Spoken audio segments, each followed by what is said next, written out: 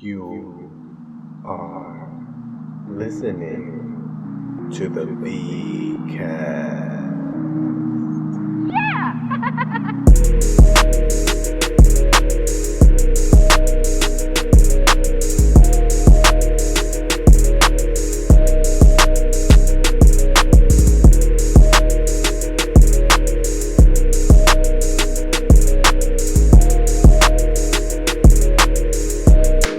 Hey, what's up? I just scared the shit out of John. It's a new episode, the VCast. Welcome back. I got my boy Yung Kurschner with me. What's up, John?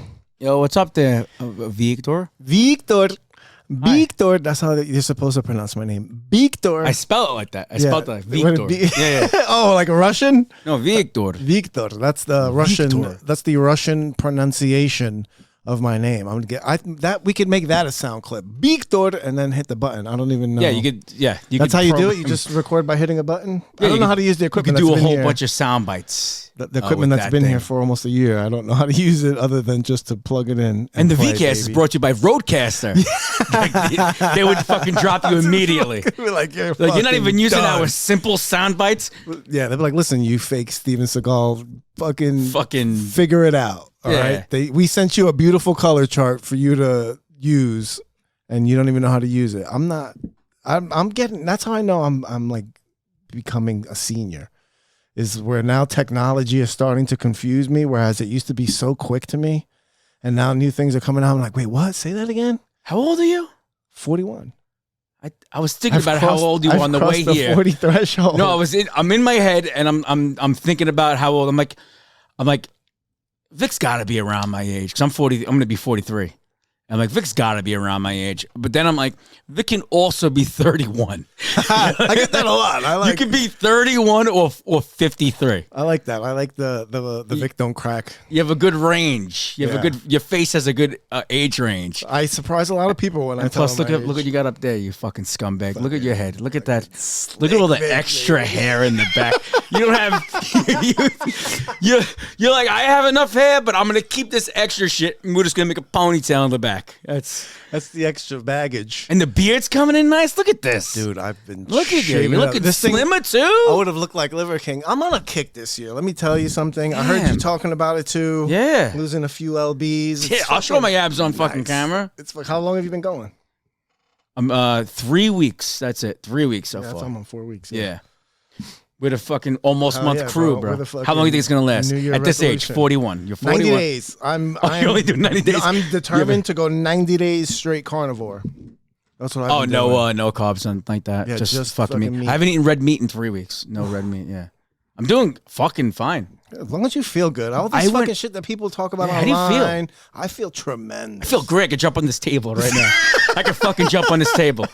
I wanted to throw a chair downstairs at fucking Ruff as he's sitting there. I wanted to fucking hit him with a chair. Like, snap out of it, Ruff. Come on, jump on this diet. The worst thing about being on a diet is you want to, like, you don't want to talk about it, but it's like you want to explode with it. People are like, what do you want to give a lot? I don't know, chicken palm, Wendy's, and I walk in. I'm like, how about you guys just start juicing? I feel great. You tell them how great you feel. Oh yeah, dude. It takes a few days to get to feeling good. You say that this morning, right? Because this White Claw shirt that I have on. I love bar shirts. I love free bar t-shirts. A nice Modelo shirt. I got one from here. I love them. Yes, I got one from here. The best. Yeah. Those are my favorite like t-shirts. Are those fucking good bar shirts? Yeah. And this one is a very fitting shirt. It gets slim on the waist. It hugs That's what the I fucking waist, like. right? And I don't wear this when I'm fat. No way. It just brings gut out. So the fact that if you see me rocking this wearing the White Claw shirt, he's skinny fucking Vic. I'm on point. Yeah. Right? So I put it on this morning. I said, let's give it a little test run. I put it on. I was like, money, yes. And you're almost like, maybe I'll throw in the dryer for fucking 3 minutes. It needs to be tighter. Yeah. You know, that's funny you say that because I do start getting reckless with drying. I get a little stupid. I'm not that careful with it because I know, fuck it, I'll be losing it anyway. Yeah. So this morning I get the fucking White Claw shirt and I go to work. I'm in the office by 7 a.m. And 7 a.m., there's only 2 people there. Everybody else comes in at 8, but there's a couple other early birds. Yeah. And I come in with that diet fucking energy. I'm fucking wired. I'm like, yeah, I can't wait to. I fucking take the shirt off. I'm fucking looking around. I'm like, What's up, guys? Good morning. How you feeling? You feeling good? And no one fucking notices. No one fucking says a word. I'm just boiling all day. And then like 3 hours go by and the first person's like, hey, man, you're looking really good. I'm like, yeah, thank you. That's right. You play it up. You're like, oh, yeah.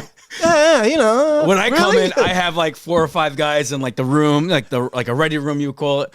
And like, it's to the point where like I'm 3 weeks in that. Well, I've done this stunt 1,000 times. Like I've done like this whole, but now it's gonna like I feel like it's gonna be good. It's gonna stick. I'm doing it the right way this time. But like I have the juices. My wife she presses, the juice, like the juice. The juice. You're on the juice, but not the juice. So I'm doing the celery juice in the morning. I don't want to get into the whole thing. Yeah. But I have my juices every day. I have them in my bag. All whatever drinks I'm gonna have throughout the day. Like one's a smoothie for my liver. I've had bad liver, And as I'm putting the juices in, like the guys at work, it's almost every time. It's like, oh, what's that one? I'm like, this is celery juice. Oh, what do you got there? I'm like, oh, this is just lemon water. This is for the afternoon. I do one. And they ask about every fucking thing. You ever eating lunch like at a job and every person that walks by, oh, what do you got? Oh, but there's like 30 people that walk by. And so like you're up to the 25th person. You're like, dude, don't fucking ask me what I mean. Yeah. Take one of those little things from downstairs. They have those little things, you could put like a little sign in it. Okay. They go on the table. It's like a little circle, and you can slip a piece of paper in there, and you just write what you're eating and then put it there. As you're eating it, nobody will answer. Somebody, hey, what are you eating? Just push it over. Or every like before I make my food, I go over the specials with everybody at work. All right, so today, and no one gives a fuck about specials ever. No one's ever. Yeah. I've never like fucking focused on it's so good, and then my wife cuts them off. My wife can't eat fish. So my wife, she's allergic to fish, all fish, right? But here's how she tells the waiter. If the waiter comes over, she'll go, oh, I'll go last. By the way, I'm allergic to shellfish and also all fish. And I just want to fucking punch her in the face. Just say all fish in the beginning. Don't even say the word shell. I'm allergic to seafood, yeah. Just say, but and then she'll say, I forget what I was gonna say. She's just intolerable when she's ordering food. It's just a nightmare. And when she wants to order like a drink, she don't really drink. She's like, I'm gonna be bad today. She's just like, she'll get a martini and take one sip. It's horrible. Yeah. She's allergic to everything. My wife. Now you're only doing juices. You're not eating anything. No, I'm eating. Yeah. Right. Just I'm eating. Fucking like. A lot of chicken, grilled chicken. No salad. That's why I have the juice. Yeah. Because you don't. The main reason for the juicing part is because I've never eaten a salad in my life. I hate fucking salad. Never in my life. Never tried lettuce. Salads I like a chicken Caesar. No. Chicken Caesar. Can't do it. I like to smother it in the dressing, so it defeats the fucking purpose. Yeah, you can't do that. Yeah. But you're just doing meat. Just meat and eggs, some cheese. So how is that health wise? Like actual health wise? It's great. It's fucking. Like if you went to a doctor. Yeah, I had my blood work done 2 weeks in, and all of my markers were fine. Cholesterol and everything like that is fine.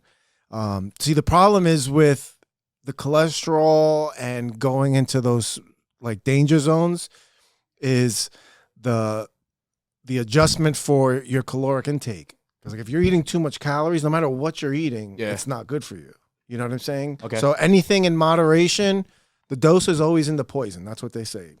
Wait, is it? No, the poison is in the dose. It's something. Right? That's what it is. The poison is in the dose. You know the saying. If you know the saying, you know the saying. You know the saying. You know what I mean. You know the saying.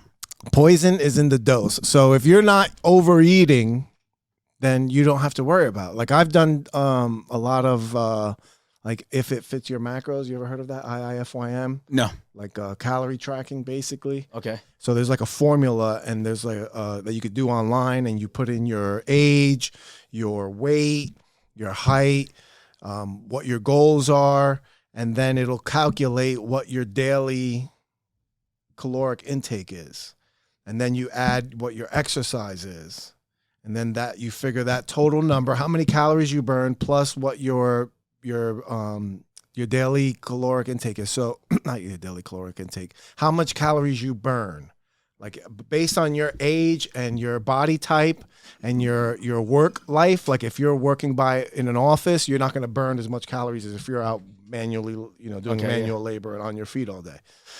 So when they take all that into consideration, they calculate your daily amount of calories that your body burns doing nothing, just your daily activity. That's that number. and then you just either if you want to gain weight, if you're looking to gain muscle, then you eat over that number. If you're looking to lose weight, then you eat under that number, but like at a sensible amount so that you're not starving. What they typically say the healthiest way that you should be losing weight for like a man is like 2 to 3 pounds a week. Or is it 2 to 3 pounds a week. And then for a female, it's like a half a pound to a pound a week. And that's if you're eating under. If you start losing more than that, if you lose 5 pounds every week, you're not eating enough calories. You have gotcha. To, so that's math. Bulk it up a little. Exactly. Yeah, so I was doing that. Math. I can't. And I was losing weight, eating ice cream, eating pizza, burger, like whatever I wanted to eat, as long as I balanced it. So if I'm going to eat a burger, so you know the reason why. Yes. So I sometimes I would eat like a piece of shit, and the next day way less. I'm like, how did that happen? Because you only ate that one piece of shit. And then I do it the next day, and I'm like, oh no, it's back. Yeah. You gotta account for your micros as well. There's macros, which are your overall calories, which consist of your protein, your carbs, and your fat. Those are the 3 major categories for macros. And then you consider fiber. And then your micronutrients would be your vitamins, your zinc, and all that stuff. So you have to in order to get all that stuff, if you're really calculating it and doing it right, you have to eat balanced. You can't eat pizza and burgers and shit all day. You could eat it once. You could have a burger. Weeks. I know, me too. I watch a lot of pizza videos. Oh my god, there's fucking pizza everywhere. I fucking love watching pizza get I follow cut. too many food influencers online. I follow this one dude. Now all the food influencers I follow that macro stuff. Like they track their macros, and then they've been doing it so long, and they're personal trainers, so they're working out all fucking day long. Yeah, and they do it. They've been doing it so long, they don't even need to count the fucking numbers anymore. They just know based on their portions and stuff what they're eating. I follow this one guy, King Tratz. He eats once a day, and it's at night at like 12 a.m. He eats, and he streams it. And it sounds like a religion. He eats a huge fucking meal. I'm gonna do this with you, Vic. We're gonna hold the mics together like this. I fucking rock Look at it. this. Look how we're doing. Like we're holding. I don't like because my back starts to hurt. I know my back's starting to hurt. Like I think I feel like Oscars, I won. bro. I feel like I won something. Yeah, these are Oscars. These are our presentation. And I'm like, I got the red cord, you got the yellow cord, which is fitting. The Latin Kings. Latin Kings, and baby. I'm obviously in the bloods. And I'm bloods. I know the bloods. You're gonna get me stabbed for saying I'm older than I was locked up. Oh, you might actually. Wait a minute. Were you actually? Oh fuck! I had a friend named Ishmael who was in the in that. Yeah, he does great now. He's dead. Yeah. No matter where you're locked up in, I was locked up, and then I got I did my time in a rehab. Because it was a alternative to prison program. Were you on drugs? What drugs were you on? I was smoking weed, but I just told them I was doing everything to avoid What prison. were you locked up for? For selling weed to an undercover cop. Oh shit! Yeah, in a school zone. So in New Jersey, a school zone is a felony. Yeah, they don't have felonies in New Jersey. There's class crime. So there's like class A, class 1, 2, 3, and then there's then like misdemeanors. So this was a fucking class 1 and class 2. I had 3 charges. They dropped one in the fucking. How long did you negotiations. They sentenced me to 4 years. For weed? 4 years with 18-month mandatory. Thanks, Joe Biden.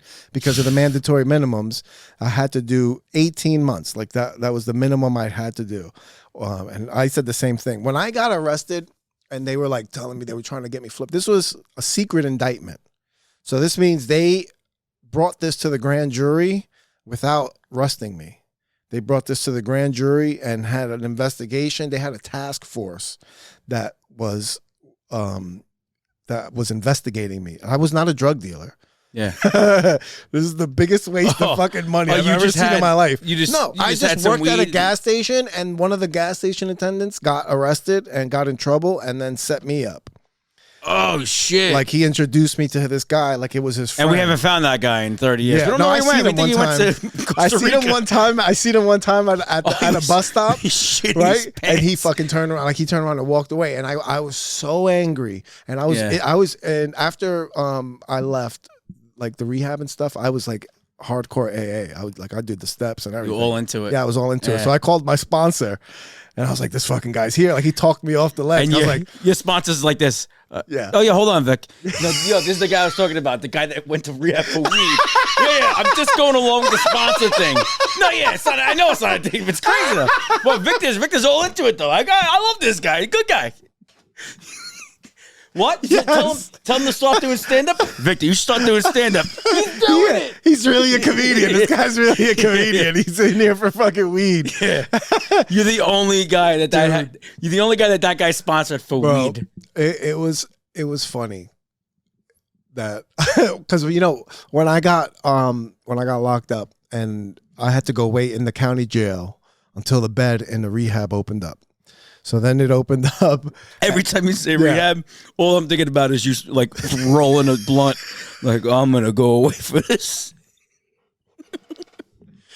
Dude, I just smoked with my son. When I went in there, yeah, it's hilarious. Now, trust me, the legalization stuff has set me. I was so mad in the beginning. I was like, this is bullshit. They try to fucking send me up to Alcatraz for this shit. Yeah, it's crazy. It was fucking ridiculous. But when I went into the rehab and I'm like waiting, I'm thinking I'm going to be there with all dope fiends and stuff. And there were some dope fiends, but it was mostly young kids like me that were trying to get out of prison. Yeah. And were like fucked up for some weed charges.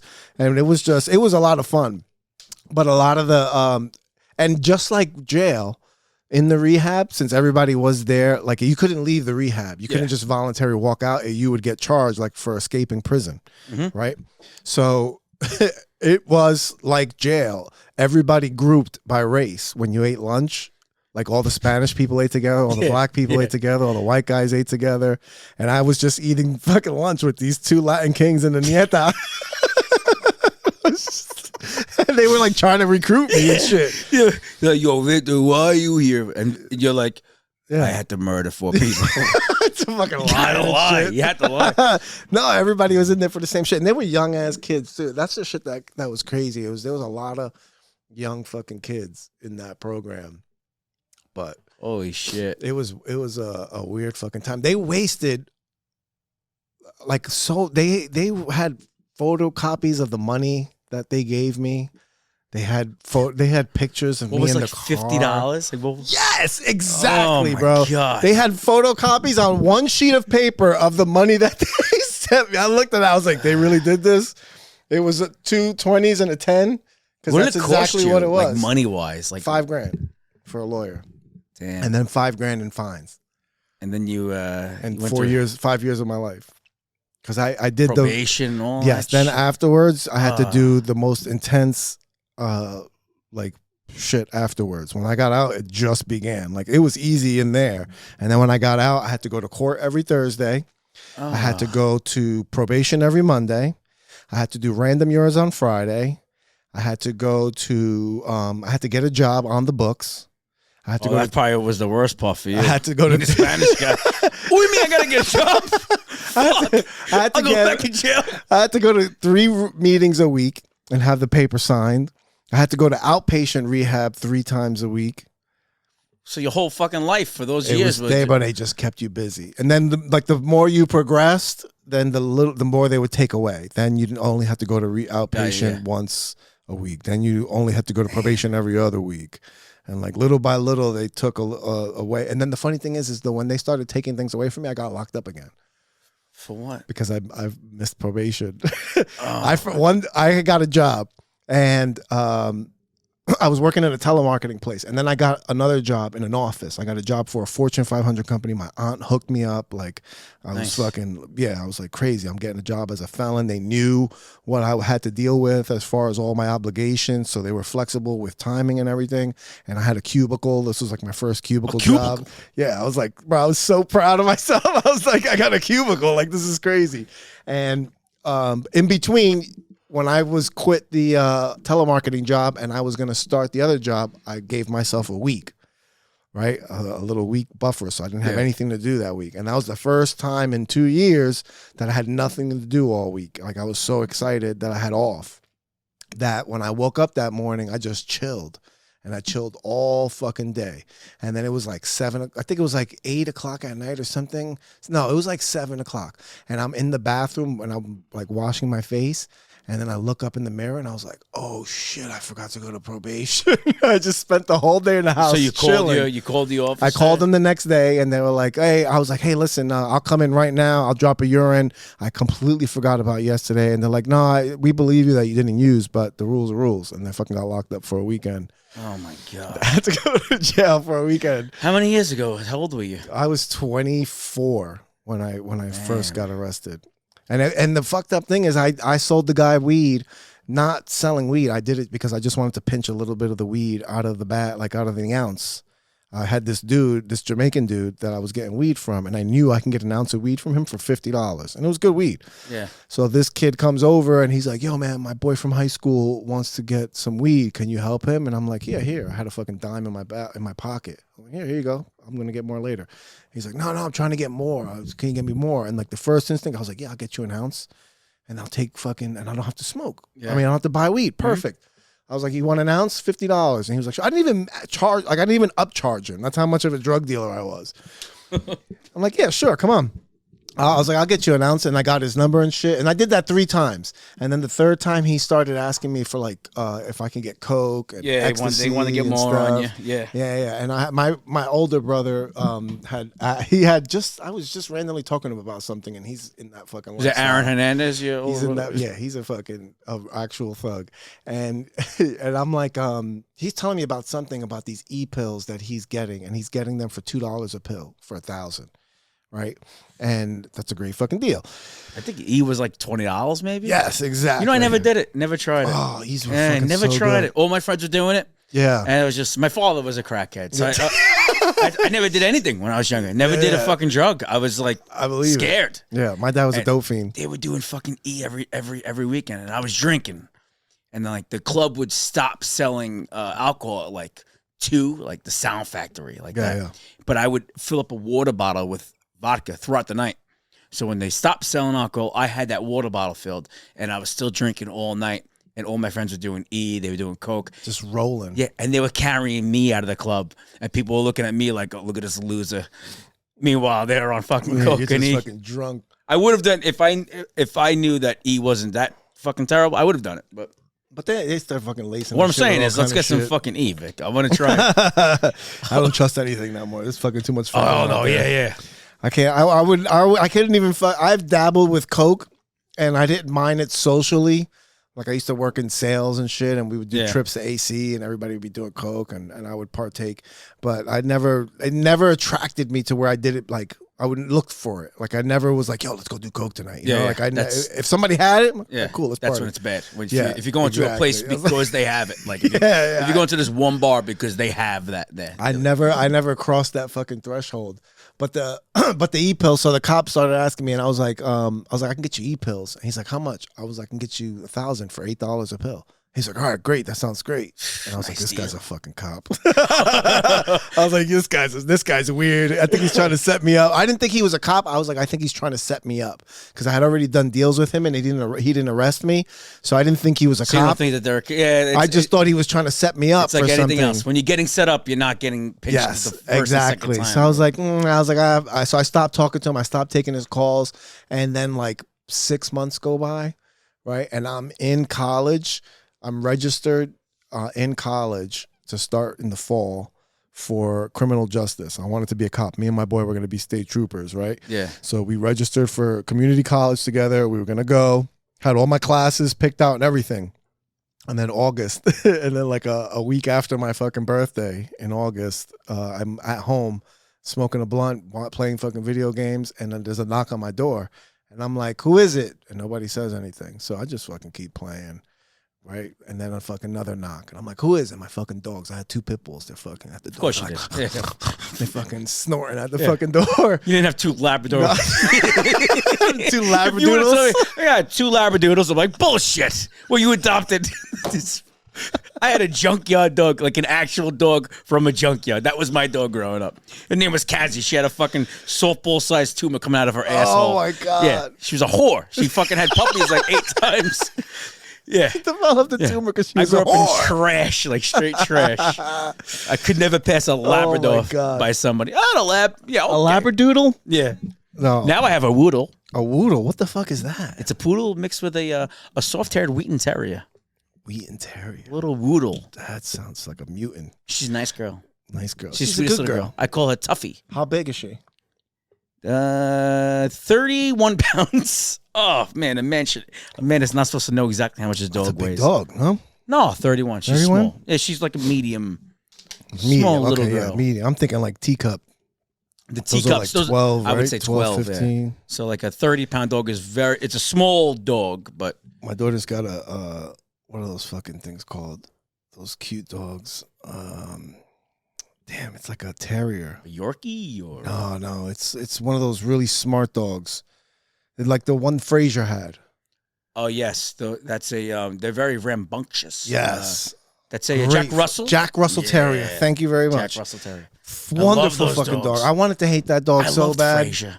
I wanted to hate that dog so bad. That's why I like that dog from Frasier. Yes, I love that fucking dog. Trained. I got so mad when my daughter got it because I wanted to get a dog for so long.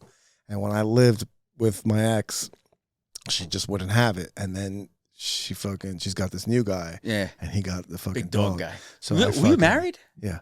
So I was like, I got so mad. I fucking texted her. I was like, "Hey, we're not the same anymore. Like, we're not friends anymore." Like, I was so heated because I was like, "This guy, you let this guy buy her a dog right before Father's Day."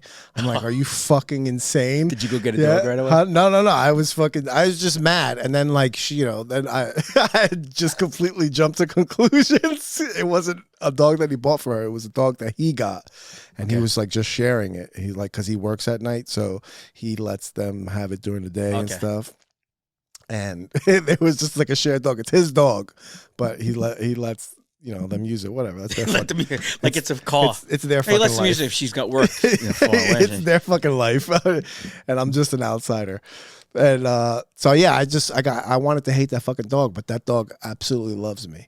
Flips out when I come. So when you go off. Yeah, so when you I have a good relationship off. then with your yeah, we're all good. Yeah. After that was the only hiccup. It took a while to do that, or you were... No, we were good from the start. We had a pretty amicable split. That is not common. Fighting or nothing. Not common. I didn't try to put up a fight for the house or nothing. I just signed it over. Yeah. And fucking go to my daughter's house. I'm going to try to take the house from my daughter. Just go get fucking an apartment. I got a fucking studio. I got a room and a kitchen and a bathroom. I'm searching for apartments, so now I'm trying to find something for the future. I don't know if you have room. It's coming.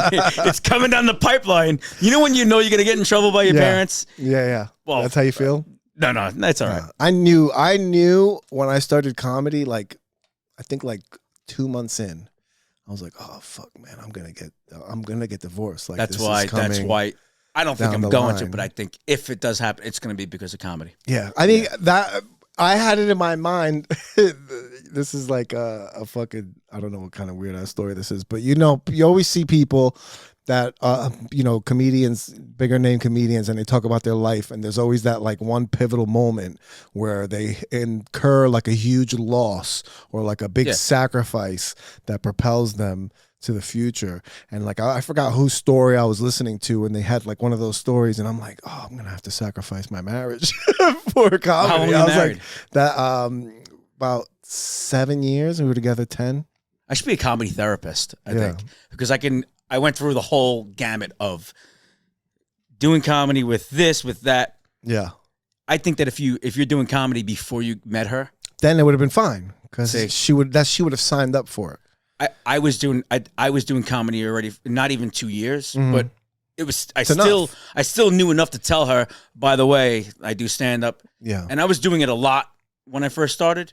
And then when I got married, I tapered off a little bit, and then maybe like 10 years ago, I was like, I'm going back into it hard. I have to. And then I think by doing it before you meet the person you end up marrying. 100%. Yeah. You could always hold that against them. Hold it over the head. I was doing it before you. Yep. Yeah, because you knew what you were getting into. Now, it was kind of her fault anyway, because it was her idea. Right? I never in my life thought of being a stand-up comic. I was a class clown my whole life. Same thing. Like I used to get kicked out of class routinely, and it was never because I was a bad kid. It was because you were just a punk. You were fucking cracked making too many jokes. Yeah. I'm fucking sitting in art class. Every time the teacher turns around, I stole a pencil from art class. a box of pencils, fully sharpened. And the teacher, I was in history class, the teacher turned around. Every time she turned around as she was teaching, I'd take a pencil and be like, funk, and stick it into the ceiling. Yeah. That's a good skill. So after, not easy. I was 9 for 9. You had concrete ceilings. And I had one left. And she did one of those double takes because she forgot to say something. And as she turns back around, I'm already mid-throw, sticks in the ceiling. She goes, oh, what the hell? What the fuck? All these pencils are stuck in this. She's like, just get out, please. Just go. That's how I used to get kicked out of class. The teacher, it wasn't yelling. It was just like, no, just go, please. Go to the dean. Come on. Go to the dean. I had one teacher, Mr. Smith, who was this old bald guy with just the side of his hair. I love that. And he had a polo shirt, and he was pregnant. Skinny guy, but he just had this huge belly, skinny. Right? Yeah. And he, as soon as I walked into class, he'd be like, I got it already filled out. It's the disciplinary slip. I have it filled out. Oh, just tell me when you want to go. Just tell me when you want to go. Like that was my, but then for some teachers, this is what I try to teach my daughter because my daughter has the same personality. Yeah. So I tell her in class, you're going to get in trouble. Yeah. All right. I'm okay with that. This is your personality. You're going to get in trouble for talking. However, when you do get in trouble, just say sorry and stop. Yeah. Okay? Don't get an attitude. That's where I went wrong. Because then I fought and then fuck that. Yeah, exactly. Yeah. I got wasn't even doing nothing bad. And some teachers I would get defensive with because I didn't like them and I would say mean things to them. Oh, yeah. I had a fat math teacher. You were like my son. And I had this fat math teacher in senior year, and she's Mrs. Mastro Marino. I'll say her name because she's probably dead now. Oh, she had that double name too, bro. Mastro Marino was a mean teacher. Yeah. So I just got kicked out of school and I'm starting in this new school and I'm seeing this fucking teacher bully kids, right? Bully the good kids. Like just abuse them whenever they speak up about something. She just always had some nasty thing to say to people. She was disgusting. And I was like, God damn, man, what's fucking wrong with this lady? So one day I was like trying to be good because I had just got kicked out of school. I had like 2 more months left in the school year. I got kicked out of school in April. Yeah. So I had to go start a new school in May of my senior year. I had like May and June and that was it. 2 more months. I had a few weeks left and that was it. So I was like, I'm not trying to get in trouble. I've already been suspended by the principal because I called his son a fag. I was like, I can't get in any more trouble in this new school. The principal of the school was the father of a kid that was in my old school. And he had quit the basketball team in like a weird way. So when he came up and introduced me himself, I'm like, oh yeah, I played basketball with your son. He's like, oh, you did? I was like, yeah, he's a fag. I got suspended immediately. Jesus Christ. So then I'm with this fucking teacher and she's bullying kids. And then I did something. Like I cracked a joke or something, and then she had like a real wise ass remark to me, and I told her she was wearing this fucking cheetah shawl. It was like a cheetah or a leopard pattern shawl, and then she gave me like advice. She was like, "Well, I think you should, like."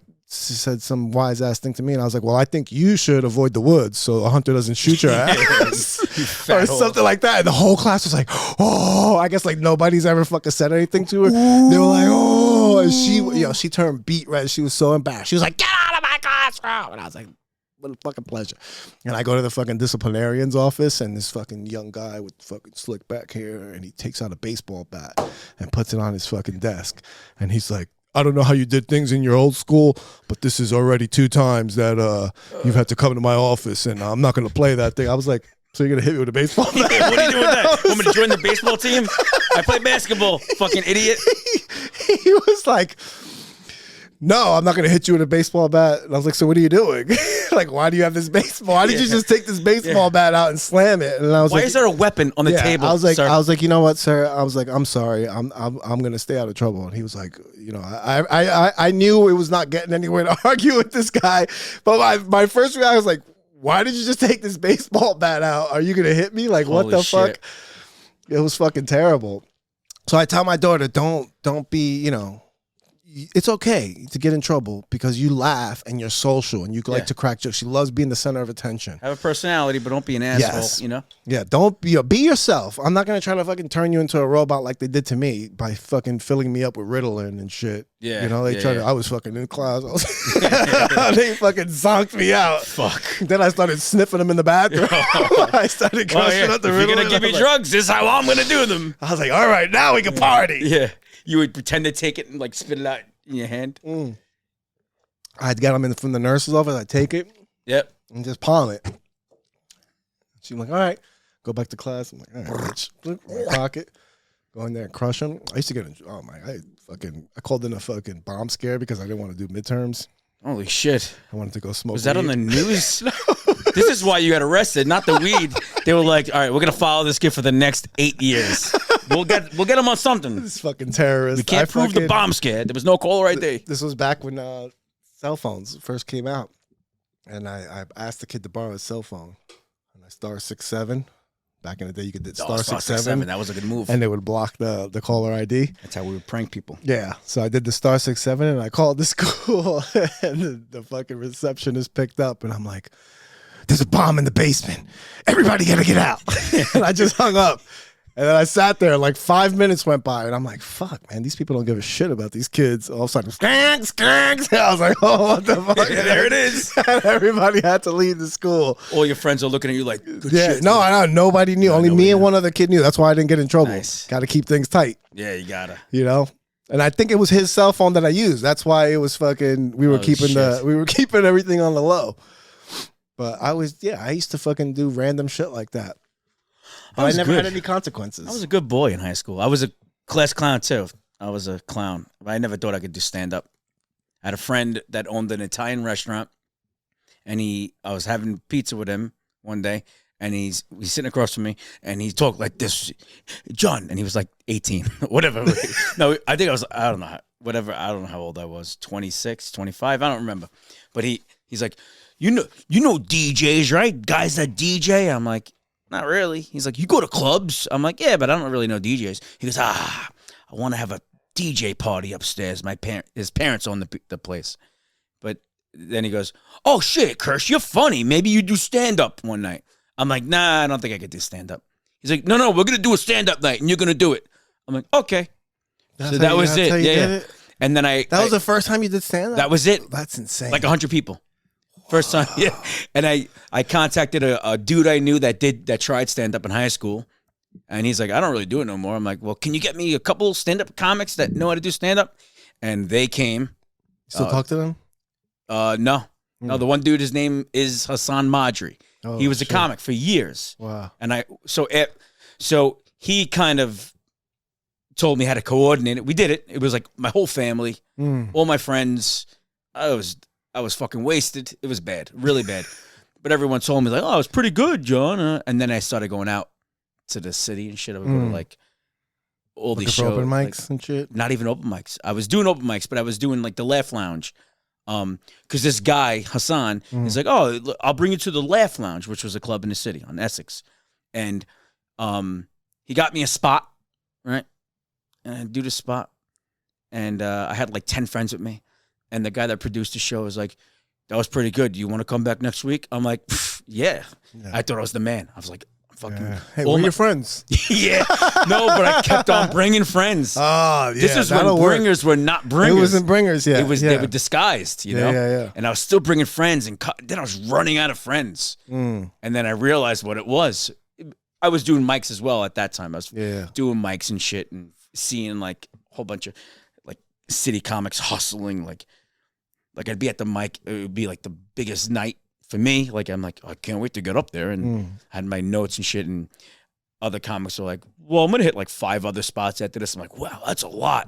You know, and that's how I started. My friend had a restaurant. That's what and then I was bombing bad at this place. Like, I was popping Vicodin, like on the low, you know. I was pop a Vica 2, drink like 4 beers and just get up there like just shit-faced. Yeah. And the most horrendous shit. Like jokes were like, I had a joke about giving my son a bath. You ever give a kid a bath and touch his dick by mistake?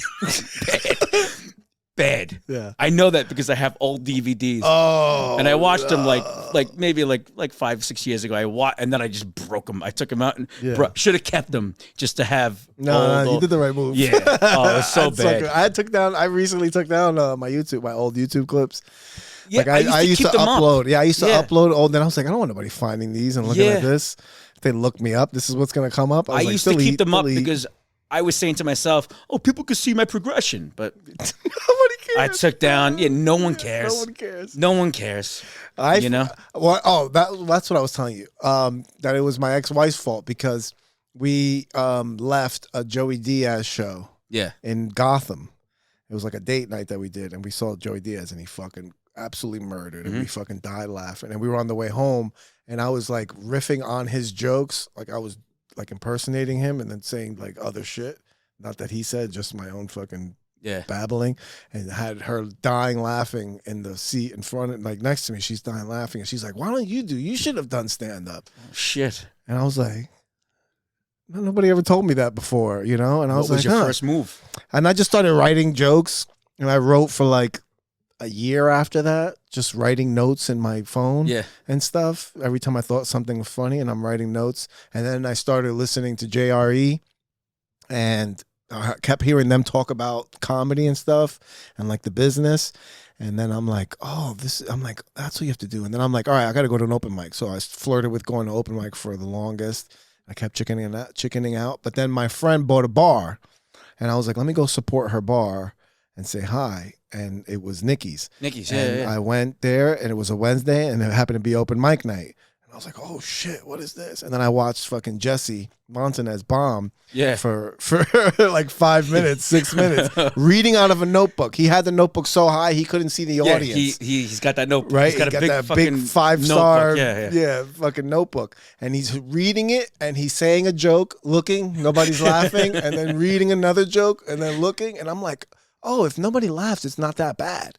So I was like, all right. So then I went back the next week. Yeah, then I went back the next week, and then I signed up and went. And then the funny thing is, before I did the first open mic, I did a podcast with some of my friends from Brooklyn that I used to work. I used to work with this one kid in the city, and I'm friends with him. And then he just invited me onto the podcast to talk about like conspiracy. They had like a conspiracy podcast, Survival Guide.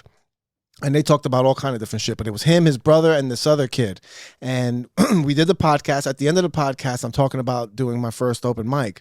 And they're like, oh, really? They had this studio in Brooklyn. They're like, we're going to do a comedy show here on 420. We're going to do a 420 comedy show. And I'm like, really? He's creative. He's like, you want me to? He's like, he goes, I can get you on it if you want. I'm like, yeah. So I had booked my first spot before I even do an open mic. Yeah. You know who was producing the show? Who? Big T. Oh, Big T! Oh, no, I told this motherfucker. I'm like, why don't be trans? Be trans. You guys don't fucking laugh. It's fine. No, that's just me. I work for UPS. That's my guy. I was just with him the other night. I love Big Mike. Big T. I was just with him the other night. Oh my God, Big T. He booked me on that show. I bombed so fucking bad because I got so high because they had edibles. Yeah. And, you know, Big T showed up early with fucking 3 girls, and they were rolling joints. Yeah. Like, they just had a box full of joints. I didn't know he was good friends with my boy Anthony Westbay. Okay. And he, I don't know who else was on the show. There was another kid, Jeremy Schler. Yeah. Jeremy Schler. Yeah, I know Jeremy Schler. I know. I remember him from being on that show because he was funny. Then there was some other people I don't remember. But I was so high, and I could have swore I had 5 minutes, right? Or like 5 to 7 minutes. I went up there and I said everything so fast that I was done in 4. That's like what happens when you first start. Yeah, I was like, the time goes fast, and now it's like it didn't help. Fucking 20. It didn't help that my boy that was arranging it was like hosting. And he said, I'm going to bring up your first comic. He came all the way over here from Jersey dressed like John Cena because I had my Jordans matched my shirt, like black and red. Yeah. My Jordans matched my shirt. And I was like, God damn. So he fucking set me up. Cargo shorts on? No. I just had jeans, but I had these bright red Jordans on, like fire engine red Jordans and a fucking red T-shirt. So he fucking caught me with that. I was like, he got me stuttering from the fucking start. Fucked up as they made you go up first. Yeah, man. That's fucked up. And I just ate it. I got like 2 laughs from 2 people that were like, huh. Yeah. And I was like, oh. Then I fucking sat there for the rest of the show. Like, and misery. Just standing there and people walking by me. Just walking by. That's it. Just no walking. Like, nobody's saying, hey, good job. Nothing, bro. Yeah. And I'm just sitting there so high. And I'm like, I don't think I'm supposed to stick around. I have a good story about something like that with Gerald. You know, Gerald. Bedford. Yeah. We did this like this fundraiser in like a gymnasium, like 200 people, nice show. And this is this is only a few years ago. And we both did fine. We both did pretty good. And people are coming up to us after. An old lady comes up to me with Gerald right next to me. And I know that Gerald did good already. So I'm not worried.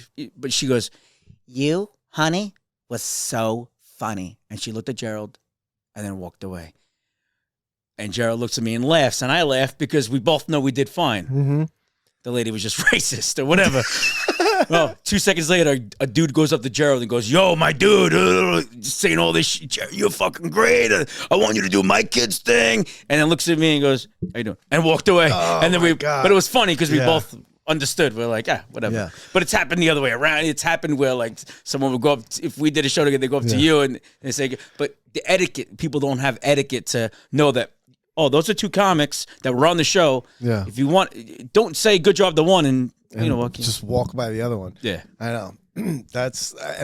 I do a lot of shows here, and I'm always here at the end of the show when people are walking out, and I'm like saying goodnight to people and stuff. Mm-hmm. And when I have a really good set and people are like, "Oh, that was good. You were better than the headliner." Yeah, I feel great. But then Friday, I ate such a fucking bag of dips, fucking packed room. And I ate such a bag of dicks. Yeah. And it was my first bomb of the year. Nice. First sober bomb, too, because I also haven't been smoking or drinking. Oh, shit. Right? So it was my first fucking sober bomb. And I left the stage. I was dripping in sweat. And I just walked out. And I walked out here and nobody, like all the normal people were just like, oh, like Vinny was like, "Oh man, that joke." I just walked right by him. He started talking. I Don't just try walked to right by tell him. me. I walked right through this door. Raph was up here setting up for a podcast. I walked right through. I opened that door and I had a water bottle in my hand and I just fucking chucked it, bro. Hit the fucking steps. Raph's like, "What's going on?" And I just came back up here and I just sat there fucking sulking. Yeah. And then I went back outside. Did Raph see you set? Huh? No. Raph was up here. But and then Vinny was like, "I don't understand why you're so upset. That wasn't that bad of a set." And I'm like, "What are you supposed to say? Bro. What are you supposed to say? Just say nothing." Yeah, but what is a friend like? What is a friend supposed to say? Someone that's a comic and a friend. It's hard to. It is hard because it's hard to talk to somebody after. I don't think you should try to console. People were annoying me by trying to console me. Yeah. Because I need to sit in this. Yeah. I need this feeling right now because I thought that I was real fucking really, but I thought I was real cool this last fucking month, ripping and running on these sets and then, with ease. And you had and then I have that, and I needed to really feel that. So I'm like, oh, I got more work to do. Yeah, sometimes with comedy too. Like as the years go on, you look at your old material and go, "Oh my God, I used to do that." But at that time, it was good for you. You. But you always say to yourself, a lot of times you go, "Oh, I figured it out," but you never fucking figure it out. Because 8 years from now, you're going to be looking at shit you're doing now, killing, going, "Oh my God, how did that even... How was that even good? Why would people laugh?" Stupid. Sometimes I'll do stupid jokes and I get mad at the audience. I'm like, "Why are you laughing at that? Why are you laughing at that? I just gave you an intricate joke. I put my heart and soul into. You barely fucking chuckled. Joke, but you can't laugh at this." Sometimes it's simple like that. And I made the mistake of going back downstairs at the end of the show, and people were leaving, and they were talking to the other two comics that went up, and they were like, "Oh, you're doing so great." And then they walked by me, same thing. They're like, "Hey." Yeah. I'm like, fuck, man. Yeah, sometimes the easier job is the guy that's in the middle, not the headliner, not the opener, not the host. Yeah, exactly. The guy that's in the middle that's why I'd love to stay in the middle. I don't gotta work. I like to be in the middle. I like to I like opening. A nice. Oh yeah. Yeah. No, I don't. I do like opening. I either hosting or being the first comic. I like it because number one, I don't like sitting with all that fucking anxiety for the whole show of waiting to go up. Yeah. The feelings I get before a set or before a show always make me want to quit comedy. Oh shit! All the time, the nerves I get and stuff, and like my stomach and shit. Yeah, I hate that feeling with a passion. But something keeps fucking bringing me back out again. As much as I try to fucking quit in my head, something keeps fucking bringing me back out. And then but then it's when I get up there, then that feeling, it goes away like immediately. The minute they fucking say your name to go up there, all that shit just washes away. How long are you doing it now? I'm going on 7 years. Yeah. So at least you know like to open with something strong, and you usually have them for the most part. If you open with something proven that's gonna work. Yeah, that's where I'm at now. Where like now I got a 10 that I know works pretty consistently, except if you're in a fucking Spanish room. Except if you have the crowd that from last Friday, then they don't give a fuck. Fuck that crowd, dude. Yeah. If you came out to the dojo last Friday, don't ever go back to a show again. Fuck you then. Okay. No, bullshit. It was all right. They weren't bad. It was more me because they were laughing at some of my stuff, but it was just my delivery. I noticed something that when I try to change who I am for the crowd. Yeah, it doesn't go well. Yeah, I learned that trying to follow fucking Cypher Sounds. He was here once. You didn't get gassed, and I didn't get gas. I tried to get gassed, and people were like, "Hey, man, you're not a gas guy." Like, you know, I tried to follow his energy and try to like talk like him. I don't think I've ever seen Cypher do comedy. No, he's pretty funny, and we had him booked. But something happened. I forgot what it was. He couldn't go. I think I remember seeing that. The festival. Something festival for the rest of us. You probably had anything else. He's like, oh, this is the Staten Island. If something else comes up, I'm gonna do it. You know, and it's anything. He's like, I'll have dinner with my mother-in-law over this. I gotta go. Staten Island. I gotta do laundry. No, but laundry day. I tried to follow him, and then the same thing here. I tried to like almost. I don't know. I tried to like talk. Like different. I was like using different. I know what you're saying. Yeah. Like, you know, when you accentuate things at a certain point. Yeah. I was doing it all completely different than the way I've always done it. Yeah. You were pandering to that crowd. Well, not pandering in the sense of. No. It is 100%. Yeah. That's exactly it. I was trying to like bring myself to them instead of just doing how I always do it. But that's my whole life. That was, I have this thing I always say that I used to pretend to be from the neighborhoods that my mom worked so hard to move out of. Yeah, yeah. And I'm fucking pretending like I'm being from those same neighborhoods again instead of just being myself. But that behavior fucking leads to disaster. That's right. That behavior leads to disaster. Like a bomb or jail. Both of those led me astray. You could have called in a bomb scare halfway through your set. That would have been nice. Like, there's a bomb in this comedy club, and he's on stage right now. And he's bombed. It's bad. It's good to have a good bomb once in a while, dude. That's what I'm saying. I needed it, and then like Mike, the owner of the dojo, texted me the next day. He's like, "Hey man, sorry if I was being annoying last night, but I didn't want you to be down on yourself." I'm like, "Yeah, I know, but I was just annoyed. So no matter what you were gonna say, I was just annoyed at everybody. Like I didn't want to fucking hear it." You know? Yeah, I find myself if I have like like if I have Sicoli on stage, I have to try to remember some of the like you have to pay attention to a friend that's because he's gonna ask you when he gets off. Yes. Yo, how did the the dick in my aunt joke go? Yeah. And you don't want to be like, oh, I didn't hear that one. You know, you want to fucking. It's hard. It's hard driving home when one of you's bombed and one of you's had a great set. It's almost like leaving AC at the losing 3 Gs and your friend at the winning like 3 Gs, your friend lost everything and you're happy on the way home. You're gonna get laid. Your friend's like, I can't pay my fucking mortgage, and I'm like, well, I did great, so I don't, That's a fucking great analogy. Yeah, same feeling, same exact feeling. You gamble? 2-hour drive. I just gambled this weekend. Yeah, I was on AC for the weekend. What do you play? I'm a Hold'em player. I play Hold'em. Oh. But I didn't play Hold'em this weekend. I played Blackjack. Drunk. Shit. Yeah. I played drunk, Blackjack. And I didn't do well. I had a friend of mine. I used to do the mail review in Atlantic City. I used to work at the mail review, right? I know the guy that owns that thing. His name is Armando. Armando? No, not that guy. That's you know that guy? No. I know who he is by name because he owns what's that called?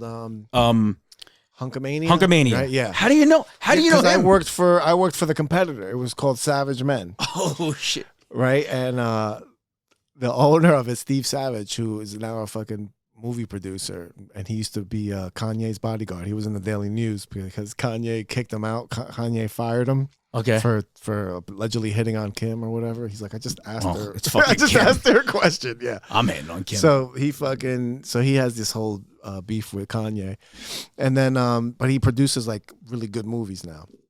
Nice. And he acts and shit. But he owned the Mail Review in Atlantic City, and I used to go down there when I used to work down there, and I worked with this kid I went to high school with, and he was a gambler, and we would make like $300-400 in a night, maybe $500 if it's fucking good night, because we weren't strippers, we were like massage hosts, so we just wore tank tops, black fucking pants, and we just fucking give girls massages, and they give us $20. Yeah, then we'd fucking do like some lap dances after the show or whatever, which is just grinding on girls, so fucking not really a lap dance. But afterwards we would chill, and we had this connect at like Harrow's pool party, so we'd go and hang out there, and we'd show up like fucking 7 or 8 fucking ripped fucking dudes just walking in Harrow's with no shirt on. This is before people used to fucking take their shirts off and like at the pool party. Okay. Like the pool party used to just everybody be fucking dressed up. No one's in the pool nice. at all. Yeah, nobody's in the pool. Everybody's all dressed up in their club clothes, and here come these guys just wearing jeans. This fucking whole group of guys just wearing fucking jeans, and they would let us in. And then like I love that part of the lifestyle, but my friend fucking was a degenerate gambler, and he would disappear. Right, so I'd be fucking partying and shit, and then fucking this kid's gone. And I'll text him at fucking 2:30 in the morning. Hey man, where are you? He's like, I'm downstairs at the blackjack table. I'm like, all right, I'll come find you. Yeah, come find him, and he'd either be up by a lot. Yeah, and you can't get him off the table. Yeah, or either way, if he's down or up, you're not getting him off. No. And then I would know the minute I found him from a distance, I'd know where he was at. Yeah, because if I see him and he's at the edge of his seat like this, he's fucking down. But if he's back chilling, he's up because he's fucking relaxed. Yeah, and I could tell by the fucking sweat, by how fucking. I want to go right now. How red his face is. This is attractive to you. Did I come closer to AC coming here? I don't know where the hell I am. No, I think you're still like 2 hours away from AC. Oh fuck! All right, fuck AC. Yeah, but you're probably closer to one of the PA casinos. Oh yeah, Parks. Yeah. I Googled it on the way here. Yeah. Parks. I think I'm going right towards. Yeah. I'm not that bad. But I can't. I would play like slots because it takes up a long time. Yeah. Or I would play blackjack. I literally play like a $20 hand or $25 hand. I'd lose the $25 and I'm done. Yeah, yep. I hate blackjack. Fuck that. I can't do this. I just don't like losing money. Yeah, it feels like you feel shitty. Mm-hmm. It just feels like you know what? It's just I wasn't getting enough out of it for the loss. Yeah, for the loss. Like I played one hand. Like that took 2 minutes, and you took $25 away from me. If I stay here an hour, I'm gonna die. Yeah, you know. So I watched him fucking be a degenerate all the time, and we'd leave, and he'd get like a free dinner. Or he'd get like a free dinner for 2 I got this the buffet. You spent 4 G's for eggs. I had a friend who would have like a stack of 25s. Yeah. He would have like thousands in front of him. You could not get him off the table. And one time, we finally got him to leave. It was 3 of us. He was driving. We get in his car. We're on the fucking parkway. And we fall asleep. He's driving. I wake up, and we're back at the casino in the garage. Yeah. We got woken up by a hooker knocking on the window. This is when hookers run the streets. Yeah. I go, where the fuck are we? And I go, this motherfucker Vito. And we go back in there. We find him back on the table with a stack of fucking nothing. Just lost everything. Oh, my God. I really, really, like, I look back at those Atlantic City days with such nostalgia. Here, if you want this one. With such nostalgia. Like, I really like those times, especially with my friend James, because I had gone through a breakup. And then I started fucking juicing and going to the gym and shit. Not your kind of juicing, the fucking Jersey Shore kind of juicing. Yeah. Every time I say juicing, everyone's like, yeah. You don't look like it. I'm like, I'm not doing that juice. Not that juice. I'm fucking 40. I'm fucking celery juice, bitch. The next thing I do will be like when I'm like 50, in my 50s, I'll do like testosterone or something. That's what I'm going to start next month. Yeah.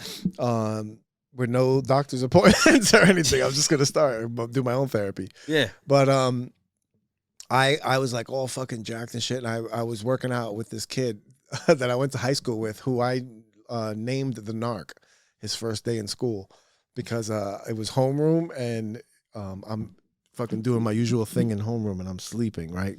And he comes over and he sits next to me and he fucking wakes me up. He's like, "Hey man," I was like, "What's up?" He's like, "What's up? My name's James." I'm like, "What's up, James? I'm Vic." He's like, "You know where I can get some weed?" And I was like, "What are you, a fucking narc?" and I just started, I told everybody James he was a narc. Yeah, I just told everybody he was a narc. Everybody called him narc for his fucking rest of his fucking school life. But we became friends. And then I forgot where I saw him at. And like we started talking about the gym and shit, because he saw like I was getting bigger and in shape and shit, and he was fucking ripped. They used to call him Jimmy Abs, because this kid had a fucking 8-pack, like fucking scumbag. Yeah, it was ridiculous. And I'm like, "Yo, let's go to the gym and shit." So we're at the gym and stuff, and he's talking to me about the AC job and shit. And he just brought it up, and then I started asking questions, and I'm like, "Well, how did you get into it? Well, what do you do there? What do you?" And then finally he's like, "Hey man, why are you asking me so questions? Do you want to do it?" And I was like, "I don't know. It sounds kind of interesting." He's like, "All right, why don't you come with me then? I'm going down this Saturday, and then I'll come." And I was like, "All right, cool." So then the day of, he's like, "Bring black shoes and black pants just in case." And I'm like, "Just in case what?" "In case he wants you to work." And I'm like, "All right." I fucking, at this time, I looked like a fucking pro wrestler. I was like fucking 6'3", like 250. And I walk in, and the guy that was running it was two guys. It was the guy I told you about, producer, and then this other guy, Tracy, who was a Calvin Klein model, right? Like one of those people that you really can't look at in the face like too long because they're too fucking pretty. You fall in love with them. Yeah, it was just fucking... Yeah. Just a fucking very handsome man. Yeah. And stop questioning yourself. Yeah, exactly. Do I want to suck this guy's dick? Oh my god, this guy's too fucking pretty. And he comes up and he's like, James is like, "Hey, what's up, man? This is my boy Vic. He wants to work." And he fucking goes, "Want to work tonight?" He gave me the once over, and he's like, "You want to work tonight?" And I'm like, "All right." What did they make you do? And so then I go upstairs. They give you a medium tank top. I'm a obvious extra large, but they give you a fucking medium tank top, which this thing is fucking just. I put it on, like I fucking forced myself into that thing. It's just fucking hugging me. And then I see everybody's got fucking bands and stuff. All the dudes that got bands. They're all fucking doing push-ups and stuff. So I'm like, all right, I'm doing push-ups and shit. Get all fucking jacked. And we're at the House of Blues in Showboat. And you know the old House of Blues up there. It was like like a club, 3 floors. And we're upstairs and stuff. So we're in there. The doors are closed. I don't know nothing. This is my first. I don't know anything that's going on. And we're all standing. It's like about 10 minutes to doors open and shit. And they're like, "All right, we're waiting for so and so.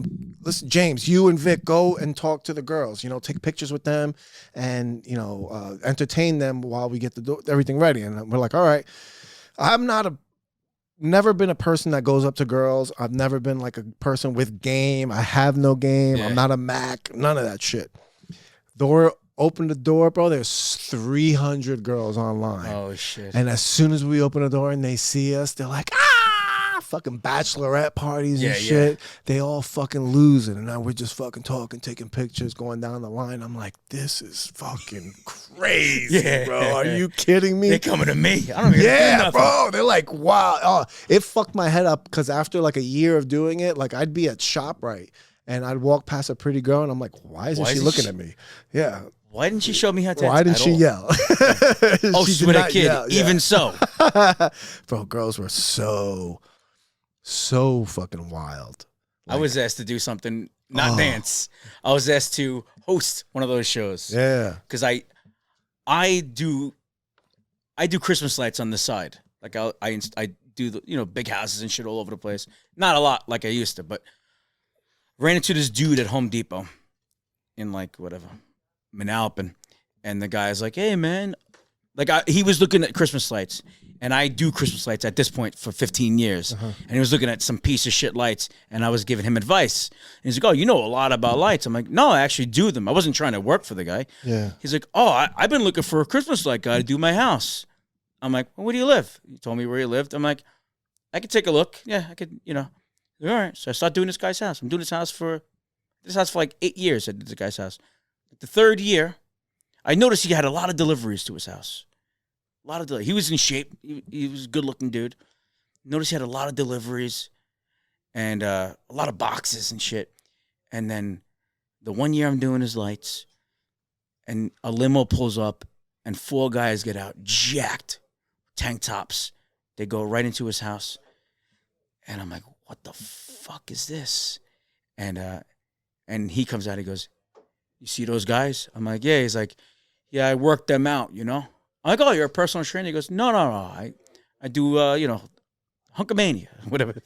Oh, shit. It was him. It was that guy. And he goes, that's hilarious. He found out I did stand-up. He finally found out I did stand-up. And he's like, why don't you host one of the nights? I run it by my wife. She's like, there's no fucking way. And I never did it. I could have been like, no, I'm only doing, but he wanted me to host. And it's like, almost got into the almost fucking male dancer crossed industry. the threshold. But what all the boxes were like flyers. Yeah. Like he would he has places all over the world, like in different countries, like different. He was, in Europe. He was in AC or wherever the fuck he was. I don't know the whole gist, but beautiful house. And yeah, I think they were in Philadelphia and in the city, in AC. Yeah, and they had a place called the Cave or some shit in Philadelphia because a lot of those guys would go back and forth, so they'd bounce around from different fucking places. But as the years go on, I run into more people that knew him, like you knew his name. There's more people that know, so it's a huge industry. Yeah, it's fucking nuts. My ex-wife made me fucking Then he should quit. be a dancer. Yeah, he could be. He could be a fucking prancer, prancing on. Look at his moves. Interrupting. Look at those moves. Oh man, he's got some moves. All right, I'm annoyed. Let's wrap it up. All right. You want to plug anything? Yeah, I got some. We gotta get a stuff. lock for downstairs. Yeah, what do I got? I got my special coming out in probably Get out of March. here. Yeah? I recorded a half hour, so it's gonna be probably like 40 minutes. Nice. It's we're editing, we're doing all that shit, and then I'm shopping it to see what the hell I'm gonna do with it. But that's gonna be called Baby John, and it'll be probably around March, April, probably April until it's out. And nice, man. Congrats. I had Mike Brick record it. I don't know if you know him. He's a good fucking photographer, videographer.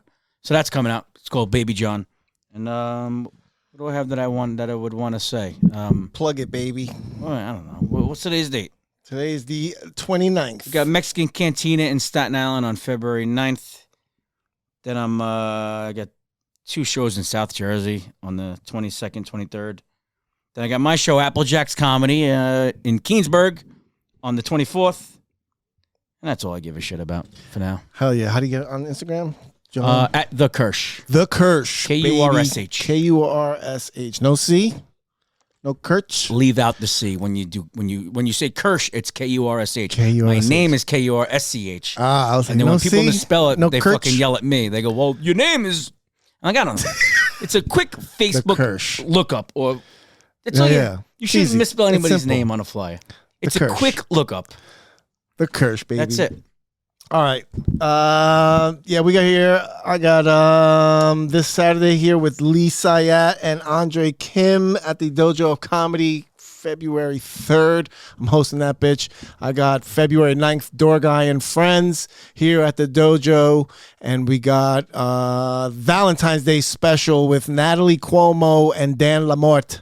I'll be hosting that bitch too. You can check that all out, vicisfunny.com. As always, the sponsors, NJNYPoolTableService.com. If you need a pool table move, the A-Team are the best, baby. Hit them up, NJNYPoolTableService.com. All your pool table needs. And of course, Combat Fitness Club in Ridgefield Park, New Jersey. It's a personal training facility, professional boxers. Off-site personal training available. DM them for packages. Hit them up on Instagram, combat_fitness_club. Follow me on Instagram, Vic is funny or Dojo Door Guy. And we also are the Dojo of Comedy. Now it's just Dojo of Comedy. There's no more East. It's just Dojo of Comedy. TiffsComedy.com. And that is it. Thank you. If you made it this far, God bless you. Okay, bye. And bye. You're listening to my daddy of the Vic Cedeno.